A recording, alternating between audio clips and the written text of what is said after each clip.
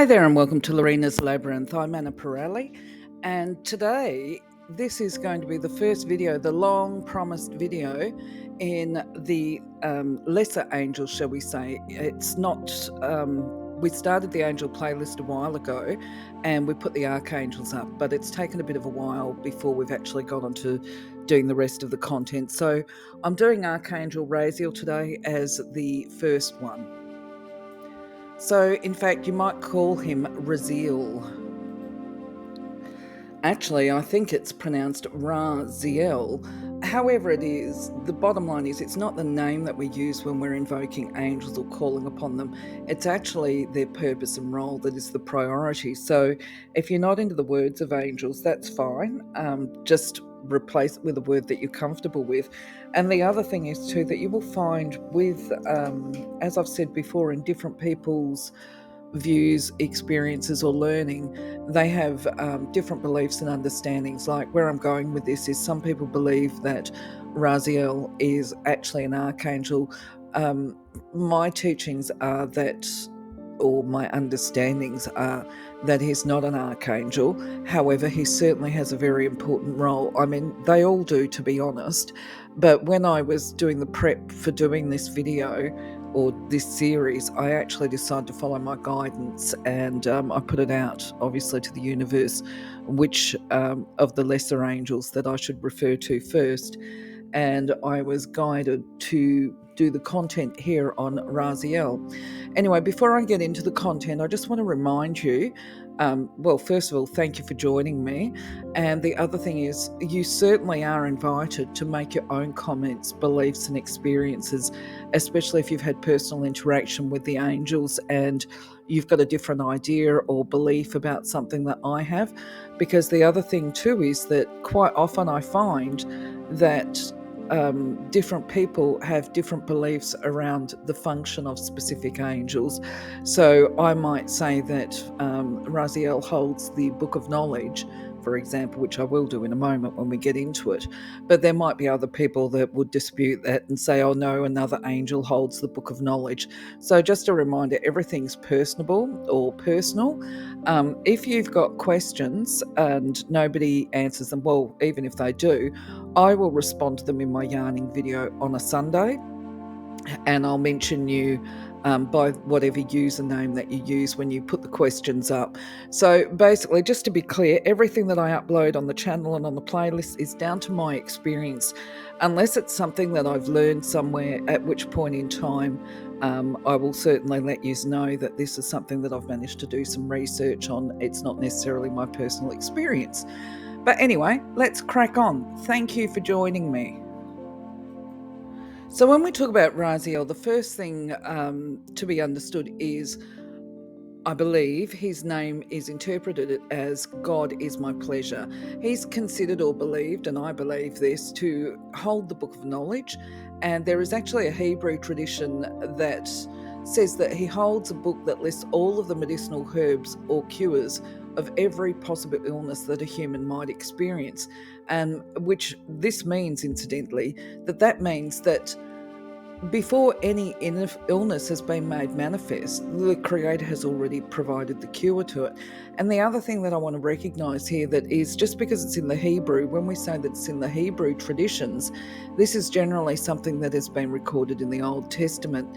Now, obviously, for those people that are actually into angels, they're going to believe in a lot of the stuff that's in the Old Testament and even the New Testament and whatever religious books they have. But for other people who are not, who may be skeptical about angels or even have questions about whether or not a creator exists and that kind of thing, the point being is that I don't think anybody disputes that these old books are at the very least records of history, because it's the writing down of things that were happening at that time in the world. And these books obviously include certain information that is not necessarily heavenly or godly or whatever. Some of it actually, when you read the Bible, which I had to do actually, that's with a work placement, actually, when I was doing social work. I ended up working at a religious organisation, and I had to read the Bible and do certain things for them, and I'm digressing here. But either way, there were things that I could garner around the state of mind of people at the time, because of the Bible and the environments that they were living in. It was very interesting, actually, from that perspective. But either way, going back to the angels and the eternal and the magic of spirit and creator, when we talk about Raziel's primary if I can speak, task or focus is on providing this information, the knowledge, on how to care for each other, how to maintain good health, and how to access the knowledge and wisdom of the Creator within oneself as well. These are all part of it. So before we start speaking specifically of Raziel's tasks, and if we were talking about a human being, we'd be saying their portfolio and what their management responsibilities are and that kind of thing. But before we do that, we'll have a look at what his team does, okay? Because obviously on as above, so below, there is teamwork, there is working together in groups, and where everybody's got their specific tasks, and this includes the angels. And sorry about stumbling over my words. But anyway, Raziel is one of the group. If you've seen the video on the angelic hierarchy, he is a second order manifesting angel. And these angels are tasked with refining the vision, or the visions that are selected and projected from the heart angels. Now, we'll be talking about those in a different video. And the role of the manifesting angel is to focus on the detail and add some vividness, that assists to bring a vision from the, if you like, the image that we hold in our head into the manifest earthly form. Now, where some angels, as far as auras go, some angels have a wispy type aura. It's generally, for the manifesting agent, it's generally a golden type aura that's very well defined, and you can see the wings clearly. But just to be clear here as well, that they don't necessarily, well, in fact, they don't, let's be real, they don't have physical form, so they don't have feathery wings like birds that I put into the images here. I like the idea of the images with the birds, with the bird wings. It took me a little while to get used to them, I must admit. But the reality is, anyway, they are light bodies, so they don't have feathered wings, but they do have certain wings to their auras. What else can I say about them? Okay, so they work with us, okay, as well as, doing the refining vision from the heart angels. They work with us to help us to find our personal truth and to be able to communicate it. And this is where, our personal truth is what is called or defined as our knowledge, okay? It's what we know to be true. I'm just going to try and simplify this down for everybody, okay? So if we believe something, well, we're open to being told something different, okay? So it's not necessarily a truth. And then if we think we know something, we only know it if it's a matter of the head. It's not necessarily a personal truth. If we know something, but we don't have experience of it. For example, let me think of a couple. I tried to keep things quite practical, actually. So I went for a simple one. I had to stop and think about it for a moment. Okay, I can know and you can know that the grass is green, and that's a personal truth, okay? We all know that grass is green. And then the other thing that we all know that is a personal truth is that green grass comes in a variety of different shades, which is why I believe in a place like Ireland, I have been told that there are so many shades of green to do with the grass that people didn't realise that you could have so many different hues. So I don't know that personally, the business of going to Ireland and seeing the green. So that becomes knowledge for me. The business of grass is green is a personal truth. Well, it's a truth. It's a general truth. Now, if somebody was to say to me, well, you spend a lot of time in the arid areas of Australia where I have heard the grass isn't green, it's yellow, right? I would be able to respond from a personal truth in full knowledge and say, well, it's actually not yellow. If you give it some water, it turns green again. But when grass is deprived of water, it becomes a bit wheat coloured. Okay, do you get my drift? So that's something that I know. That's a personal truth that not everybody knows unless they've been in that area. Now, the interesting fact when we're working with the angels of knowledge, if we're talking about working with the angels of knowledge, is that everybody works with them in different ways and it's not always identifiable, you know. For instance, a person who's got a love of attractive and beautiful surroundings, actually not the angels of knowledge, the angels of manifestation. You can be working with these second order manifesting angels without actually even being aware of it. And a prime example, as I said, is a person could be working with them when they've got a love of attractive and beautiful surroundings. They might be a full-blown atheist. They might not even believe in angels at all, but they love beauty and attractive things. And equally, they might be working with the angel of beauty, is where I'm going. Somebody who is living in a really cluttered space as well, or even in squalor. They might have a house, there's different reasons for different things happening. But if a person has got, say, a house that's quite beautiful, they bought themselves a beautiful house because they had means to, and then they have let that house go and it's become cluttered and a bit neglected and all the rest of it, well, that person equally could be working with the angels of beauty, for example, but blocking their gifts of beauty for one reason or another. Now, when it comes to working with the angels of knowledge, it's a similar type thing. It might be a person that appears to know everything, very well learned, a scholar, an academic type person who has done a lot of learning. They may be working with the angels of knowledge too.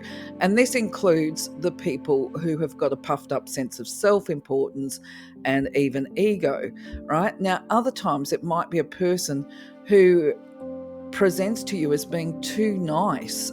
They might be out of alignment with their true feelings. It becomes confusing because you see this external persona that acts in a certain way, but it just doesn't feel right. So the idea of where the angels of knowledge can help us is they assist us to use our strength and to recognize and heal any vulnerabilities.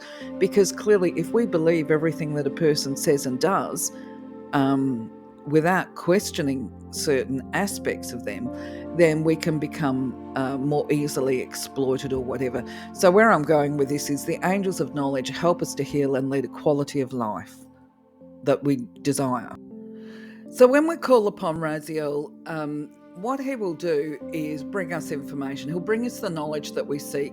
And this includes when we encounter mysteries on the life path as we walk it.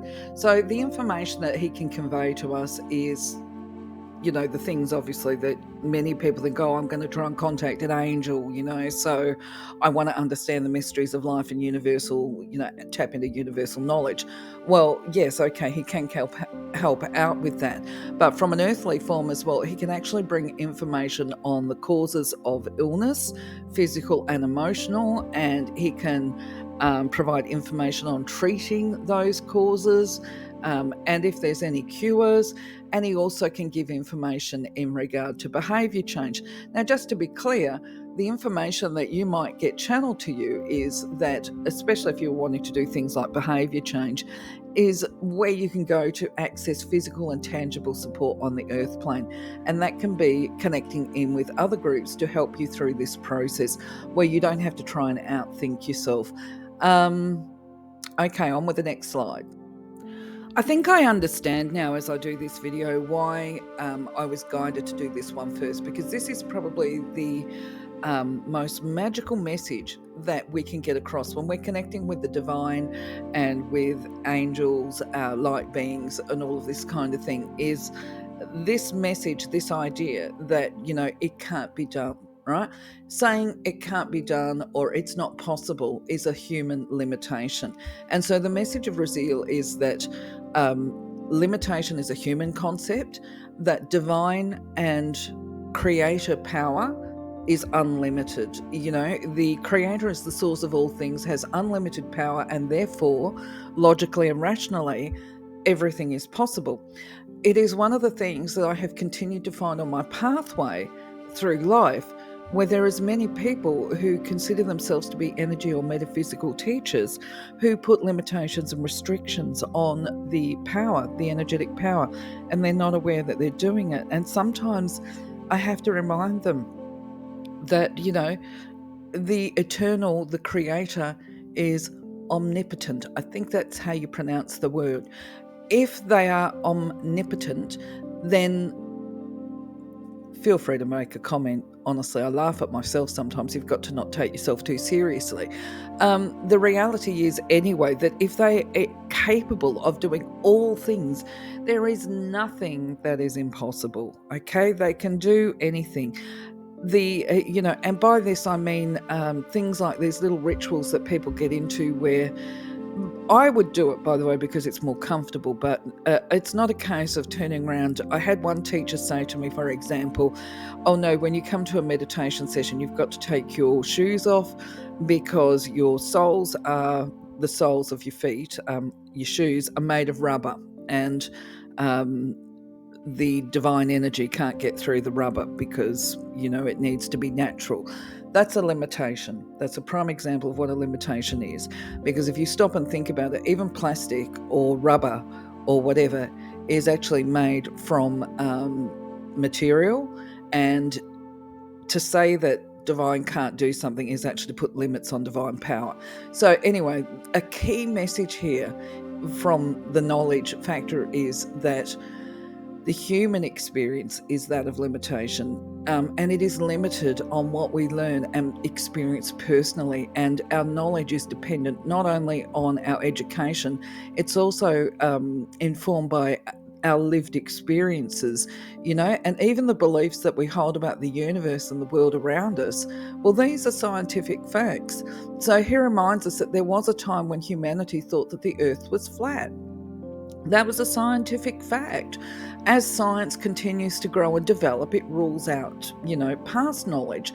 So where I'm going with this is that even scientific facts are not necessarily a reliable source of knowledge. There is some truth to them, but of course, if it hasn't been studied, or if there's more study to be done, then we can take a good idea. It's a bit like that scenario where I painted that, grass is green, but it hasn't necessarily encompassed just how many shades of green there are, I guess, is the best way of explaining it. So there's limitations on science. And I don't mean to be, I suppose, cynical.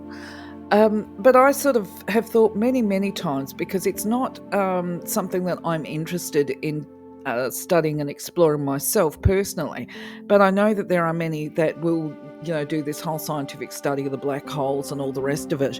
And what I find fascinating is that there is a section of the scientific community that will deny a god or a creator. They will believe Darwin's theory of evolution. Now, we have to say theory because there's actually no scientific evidence to support his belief or theory, but we tend to have adopted it into our culture. But either way, let's say he was right, and let's say that everything started from a spark. It doesn't make the ideas or the concepts mutually exclusive, because a creator could still have created that divine spark. The divine spark has to happen somehow. Personally, I don't want to, it's not that I don't want to. I believe there was a greater plan than just a whole planet and species all being an accident. And this actually takes us to the next part of the knowledge and information that Raziel gives us, which is that when we believe something too strenuously, it creates a rigid energy structure around us, and it acts as a barrier to new information and knowledge, because we're not receptive to learning, and we deny ourselves and our truth, and it creates this whole internal conflict within. Now, I think this is because, now I just want to put out there that for people's information, if they're not aware, I have attended university and I did do academic studies as a mature age student. And what I felt was problematic, and I think this is where this particular slide is going, is that when people think they know everything, this is that structure that we're talking about. Well, I know because I studied it and I looked at it, and therefore I know everything about this subject. I have a PhD, so I'm a know-it-all.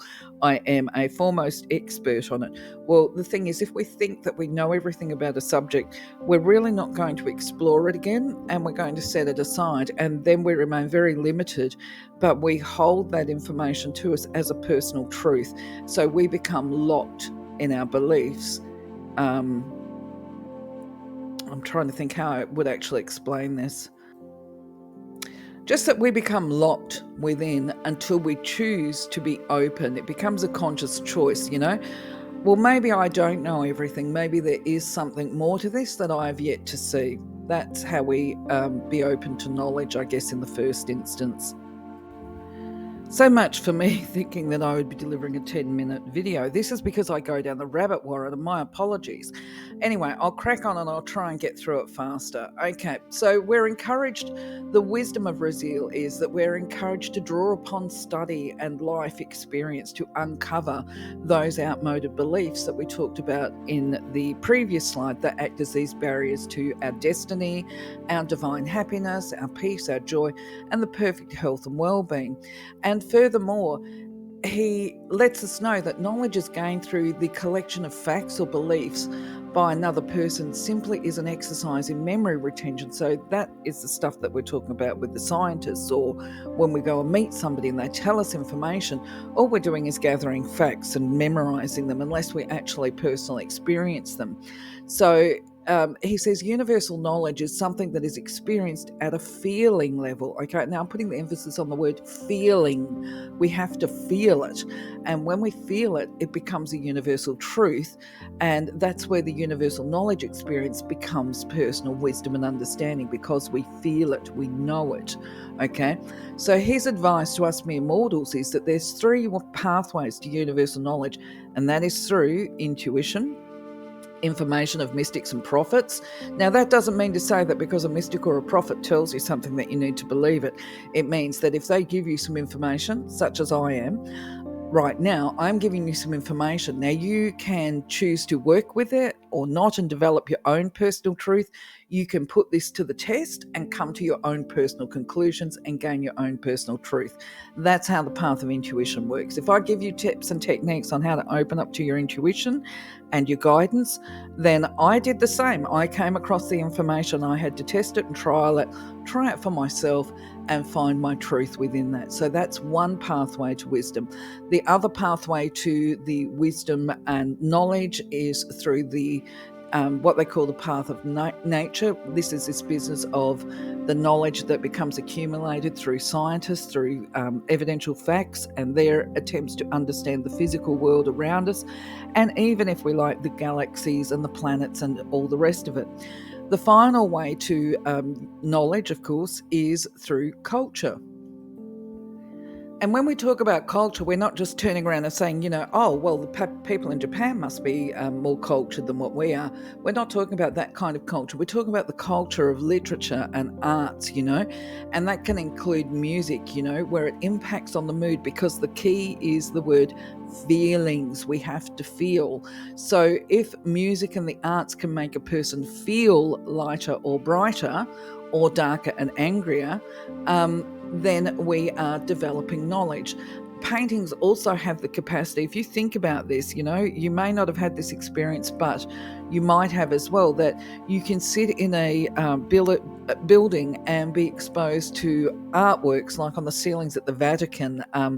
Years ago, I went to Hampton Court Palace, and I could sit in that space where the paintings are all over the ceilings and just be absolutely awestruck. Okay, so Raziel's information is that second order manifesting angels are assigned to work with the seekers of truth and wisdom, whether they know it or not. And this also includes the scientists. So all those scientific deniers, they're actually working with the angels of knowledge. They just don't know it. Now, if you want to strengthen your connection to the angels of knowledge, we have to be courageous and brave. We will be attracted to one or more different pathways, whether it's intuition, nature, or the culture, throughout the course of our life. And the suggestion of Raziel is just trust our own intuition to follow the path of which we're drawn to. You might have a preference for literature and the arts. Other people might have a preference for the scientific way. And a helpful tip here is actually a quote by Einstein that I read the other day when I was doing some preparations for one of the other videos. And Einstein, if you're not aware, I would be very surprised, but Einstein is a genius, and he is recorded as saying the words that if you there is no point trying to remember something if you can go and look it up. So that's a scientist talking about facts. So for him, once he learned something, he learned it, and then he could forget about it because he knew where to go to find the information again. So I guess that's the difference between scientists and other forms of knowledge seeking as well, is because you can forget so easily. From my experience, if you've accessed personal knowledge through the use of your intuition or intuitive gifts, it actually becomes embedded. You never ever forget it. You can remember stuff, like the dreams that you had, because I've had seeing dreams, and I can remember the dreams that I've had now that are 25 years ago, because they were messengers, if you like, in a very divine way. But anyway, moving on from that, because this video is not about me. So the really big piece of wisdom to hold on to here from Raziel is that every problem has a solution, every illness has a cure, and every secret will be revealed. There is no real mysteries, okay? And the way that we seek our answers, or the way that we get our answers, is to have an open heart and to connect with our own divinity. Be brave, release fear, and follow your intuition and take action, because unless you take actions, it's all just talk and thought, okay? You will have observed across your life path that you've gravitated towards acquiring information and knowledge about certain teachings that hold your interest, and you're encouraged to go beyond the learning and teaching and to allow yourself to feel, I say that emphasis on the word again, feel the meaning of the information you've gathered, because this feeling is what activates a really powerful vibration within your mind and body. Now, reminder, your spirit aura body is full of atomic vibration. And when you feel the emotions, it is through this vibration you give permission so that you can directly experience the higher knowledge, the harmony and the truth that you need to guide you forward to a full awakening. And as you step into this role and embrace your place and function, you then also become a co-creator with the divine. Interesting. Leave a comment if you're interested in more. Now, part of this process includes honouring and respecting yourself, actually, and recognising your current knowledge and experiences that you've accumulated across your life path. Don't minimise them, because they're all part of this gathering of information and wisdom. And so what the guidance here is, often we're so busy with our own lives that we actually understate the wisdom that we've accumulated. And you will have experienced across your life path, whatever age you are, both formal and informal education. Some people, of course, go to university, others go to school. Some people actually learn from the school of what they call hard knocks, the school of hard knocks. They learn from personal experience. Other times, education comes through hobbies, can be formal skills. If people like fishing or construction or making things out of woodwork, that kind of thing, we all learn things with whatever activities we're doing. So you're encouraged to make a list of the things that you've learned along the way, just to acknowledge and respect them. Some of those skills are also, so don't forget this, they're going to include human relationships, and it might include things like on how to be a good mother, or how to be a good daughter, or how to avoid judging yourself. Here actually is right off the bat for me as a mother of adult children and a grandmother. All this learning is preparing you for seeing your divine plan, because the pathway that we walk actually shows us the pathway that we're going. It's really quite fascinating. I don't think I can do justice on that. Perhaps we can talk about that in the Sunday yarning. Now, if you want wanting to connect with Raziel at a higher level, all you have to do is actually take that quiet space, do the preparation with that you do for any meditation type thing. And in fact, you don't even have to do that when you've got it down pat and you've got confidence in it. But basically, it's ask and invoke Raziel. And you could even ask and invoke Raziel with Zadkiel at the same time, Zadkiel, the archangel of the crown chakra, to attune you to your higher consciousness and to inspire you with things such as music and poetry, the things that you love. It might be books or reading or research or whatever, for original ideas and pure thoughts. Because as you string these ideas together, you're going to be stringing together and piecing together your purpose or your divine plan, and the meaning of your life. And then you can use this inspiration and wisdom to actually fulfill your part in that greater universal plan and your role within it. This is so important. We all have a purpose. We all have a meaning for being here. It's not by an accident. You're here for a reason. And this helps us to find out what our reason is, what our purpose is. And this is what you want to have revealed to you. And of course, once you get your information, then it's time to put the ideas into practice. Okay. So if you are in a meditative and reflective state and you get a message such as, for example, you would make a great counselor, but you know that you don't have the skills and qualifications to be a counselor, then you are being inspired to take action to upskill, to get the skills and qualifications needed to do that. So the idea is, if you get this idea in your head, go and put the information into action. Go and find out what it is that you need to do and book yourself onto a training course. That's how it works. Okay, so you incorporate the new knowledge into your daily activities, because otherwise it's just a thought or a dream and it remains unmanifest. And we want to bring it into the manifested state, and to use our knowledge for the greater good of humanity and ourselves, of course, because we're all together. We're all working in sync. None of us is an island. Sorry, I'm waving my hands around.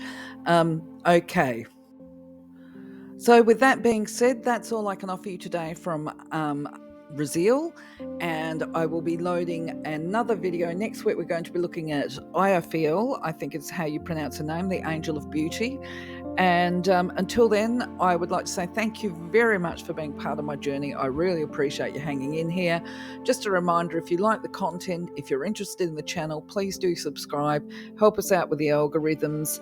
And if there's any content specifically that you want to have some more information about, do let me know. Write a comment, because I'll prioritize that information. There's a lot of angels that I can, that I'm working towards loading the content. And if there's one that particularly interests you, let me know and I'll load that one ahead of other ones, because obviously I want to be responsive to your needs and wants and desires. And anyway, with that, I'm going to say love you, leave you, catch on the next one. Take care, my friends. Have a blessed day. Have a wonderful week. Bye-bye for now.